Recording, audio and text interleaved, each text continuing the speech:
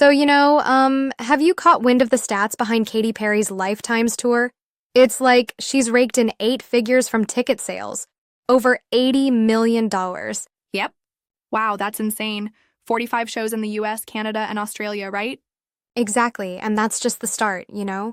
Those numbers don't even factor in her upcoming stops in Latin America, Europe, and China. Mm-hmm.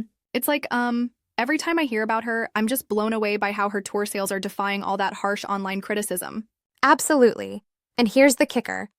While the money is stacking up, a lot of the chatter online has been, pretty brutal. Criticism aimed at her space outfits and choreography. One user even said, "People are paying to see this?" Uh-huh. Right. It's almost like some folks are stuck in the past, expecting the same moves she did back in the day. Yeah, exactly. They're comparing what she's doing now to a comeback attempt after decades. And, the criticism doesn't stop there. Remember her role in that all-female Blue Origin space flight? Mm-hmm.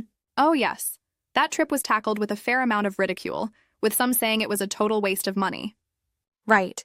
And alongside big names like Olivia Wilde and Jessica Chastain, critics slammed it, calling the whole thing out. But here's the interesting part. Katie's response was, Definitely. pretty graceful. I remember she called her haters unhinged and unhealed, didn't she? Exactly. And she dropped a line from her therapist. Something like, "No one can make you believe something about yourself that you don't already believe."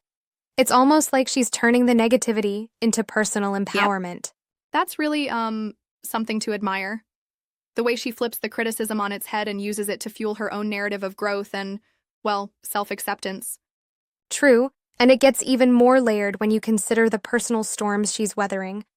I mean, she went through a pretty public breakup with Orlando Bloom, and, there was that brief spark with Justin Trudeau, which has since cooled off. Mm-hmm. I do wonder, though, mixing that personal drama with the tour narrative, don't you think it kind of muddies the message? It almost feels like it's distracting from the success of the tour itself. You raise a valid point, but, maybe it's all part of her strategy. Fans get to see she's real, that despite the flashy numbers, she's navigating the same ups and downs many of us face. Exactly, got it. At the end of the day, though, her numbers speak for themselves. She's like filling arenas and proving that money and massive success don't always depend on everyone's approval online. Right, it's a classic case of turning the critics' negativity into, a badge of honor, showing that with resilience and self-belief, you can defy the naysayers.